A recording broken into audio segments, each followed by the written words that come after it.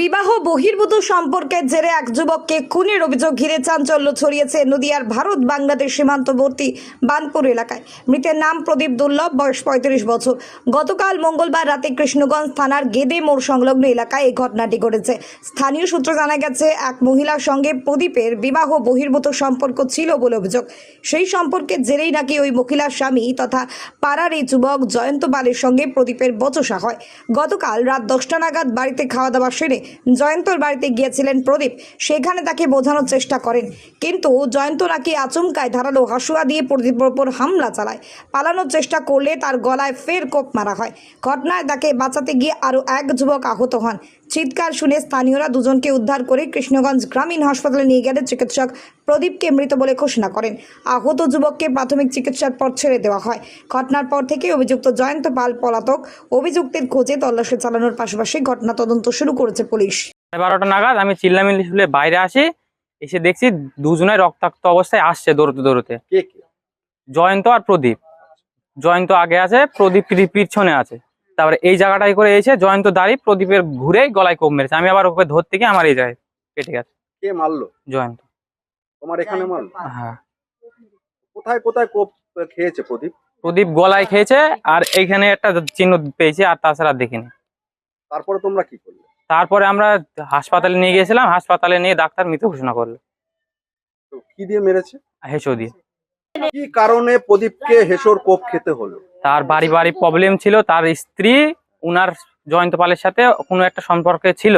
আচ্ছা। সে থাকার পরতে প্রদীপ ওনার যেটা জেনে ফেলে। তারপরে জয়ন্তদের বাড়ি যায় প্রদীপ। গিয়ে জয়ন্তর বলেছিল এরকম আর করিস না, পাড়া গ্রামের ছেলে পেলে ওইসব ভাল না। দিয়ে ওইসব হতে হতে কালকে কোপাকুপি হয়। কেমন হয়েছিল? ও কি কাজ করতো? কোথায় থাকতো? কবে এসেছিল? বাইরে কাজে ছিল, 20-25 দিন হচ্ছে বাড়ি এসছে। ও সেন্টারিং এর কাজ করতো। তারপর কালকে এই ঘটনা কখন হয়েছে? কালকে রাতে। কি হয়েছিল কালকে রাতে? কালকে রাতে একটু মাল খেয়েছিল আর বাড়িতে এসেছিল। বাড়িতে ভাত, আমরা সবাই একসাথে ভাত খেয়েছিলাম। খাওয়া দাওয়ার পরে আমার বাচ্চা কাঁদছিল, যে আমি বললাম যে বাবু কাঁদছে, আমি ঘুম পাড়াচ্ছি। বললো তাহলে তুমি একটু ওকে ঘুম পাড়াও, আমি একটু দোকানে যাচ্ছি। মানে ও দোকানে গেল, আমাকে বলে গেল যে দোকানে যাচ্ছি, বিড়ি খাই। বললো আমি বিড়ি আনতে যাচ্ছি দোকানে।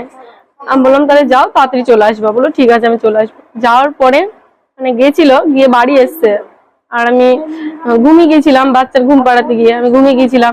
ঘুমানোর পরে আমি কিছুক্ষণ পরে, যখন মানে ঘটনা হওয়ার পরে আমি টের পেয়েছি, মানে আমাকে ডেকেছে।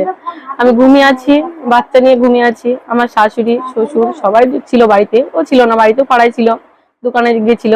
কটা বাজে তখন? তখন কটা বাজে? ভাত খেয়েছিলাম 8টার সময়, আর ও দোকানে গিয়েছে 8:30 গিয়েছে। আর আমি ঘুম থেকে টের পেয়েছি 11টার সময়।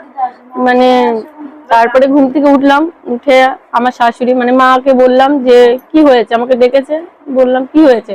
বললো এরকম আমার ছেলের এরকম হয়েছে, একটা কাপড় দাও। মানে কেটে গেছে, তো ওখানে কাপড় দেওয়ার জন্য কাপড় চাচ্ছে আমার কাছে। আমি দিলাম, মানে দেওয়া মাত্রই আমার শাশুড়ি চলে গেছে। এখন আমি বাড়িতে একা রয়েছি, আমার বাচ্চা তুই, আমি যেতেও পারছি না। আমি যাবো, আমার বাচ্চা ঘুমোচ্ছে, বাচ্চার কাছে থাকবো না, আমি তার কাছে যাব। আমি যেতে পারলাম না। আমি গেছি হাফ রাস্তা, যে আমাদের বাড়ির থেকে একটু সামনে এগিয়ে গেছি আমার ভাসুরদের বাড়ির কাছে, তখনই মানে ওকে তুলে নিয়েছে গাড়িতে। আমি যেতে যেতে চলে গেছে, আমার সাথে আর দেখা হয়নি। ঘটনাটা কি জানতে পারলেন পরে? কেন মারলো? মানে কেন মারলো মানে অ্যাকচুয়ালি ওই যে জয়ন্ত মানে আমার স্বামী, মানে জয়ন্তের সাথে ফোনে কথা বলছিলাম, আমার স্বামী জেনে গেছিল। দিয়ে মানে জানার পরে আমাকে বলেছিল যে আর কোনোদিন ভুল করবা না, ওই সাথে আর কথা বলবা না। আপনার সঙ্গে কি জয়ন্ত সম্পর্ক ছিল? মানে ছিল, মানে এমনি ফোনে কথাবার্তা হতো, মানে মানে সেইটাই ও ভেবেছে যে হলো কিনা আমি বাড়ি নেই, আমার বউ হয়তো এরকম হয়ে গেছে। ডেকেছে আমাকে, আমি ওকে বলেছি, ভুল স্বীকার করেছি যে আমি ভুল করেছি। বাড়িতে সবারই কাছে অন্যায় স্বীকার করেছি যে আমি ভুল করেছি। ভুল করে তার সত্ত্বেও আমি ওকে বলেছি যে আমি আর কোনোদিন খারাপ পথে যাব না।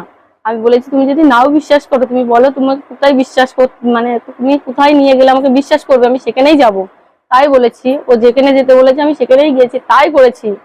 যেখানে যা করতে বলেছে আমি তাই করেছি, কিন্তু এই যে ওর টার্গেট ছিল মারার, এটা আমি জানতাম না। এই যে কিসের থেকে কি হয়েছে এটা আমি বুঝতে পারছি না, কিসের থেকে কি হলো। জয়ন্ত কি দিয়ে মেরেছে? আমি তো দেখতেই পাইনি আমার হাজবেন্ডকে যে কি দিয়ে মেরেছে, সবারই মুখে শুনলাম যে হেসো দিয়ে নাকি কেটে দিয়েছে। কোথায় কোথায় কেটেছে? কোথায় কোথায় কেটেছে আমি বুঝতে পারলাম, শুধু এই যে গলাতে কেটেছে। আর আমাদের মানে আমাদের পাড়ায় একটা ছেলে, মানে আমাদেরই আত্মীয় হয়, মানে ওর যে এই ডানাতে লেগেছে, ডানা কেটে গেছে। আর মানে আরো বিভিন্ন অনেক জায়গায় কেটে গেছে, হয়তো পড়ে টরে গেছে, কঞ্চির মধ্যে হয়তো লেগেছে। এবার আমি তো যেতে পারিনি, আমি দেখতেই পাইনি, তাহলে আমি কি করে বুঝবো যে কোথায় কোথায় কেটে গেছে। জয়ন্ত এই কাজটা করলো কিসের জন্য? কি মনে হয়? সেটা আমি তো বুঝতে পারছি না যে এটা কিসের জন্য করলো। আমার হাজবেন্ড ওকে দেখেছে, ওকে বলেছে যে তুই আমার বোর কাছে আর ফোন করবি না, ডিস্টার্ব করবি না। আমিও বলেছি যে আমাকে ডিস্টার্ব করবো না, আমি তোমাকে ডিস্টার্ব করবো না, যেরকম জানাজানি হয়েছে তোমার মতো তুমি থাকো, আমার মতো আমি থাকি। বলার পরেও হাজবেন্ড যে ফোনটা আমি কথা বলতাম সেই ফোনটা ভেঙে ফেলেছে, সিম টিম সব নষ্ট করে ফেলেছে। এখন ওকে বলা হয়েছিল যে তুমি আর আমার বোর পিছনে লাগবে না, তো তার সত্ত্বেও ও কি করেছে তা জানি না। আমার হাজবেন্ড বলে যে তুমি যেরকম আগের মতো ছিলে চুপচাপ সেরকমই থাকবা, তুমি আর বাড়ির থেকে বাইরে যাবা না, কারোর সাথে কথা বলবে না, তোমাকে যেরকম রেখে গেছিলাম সেরকমই তোমাকে বিশ্বাস করি, সেই বিশ্বাসটা নিয়েই আমি আছি।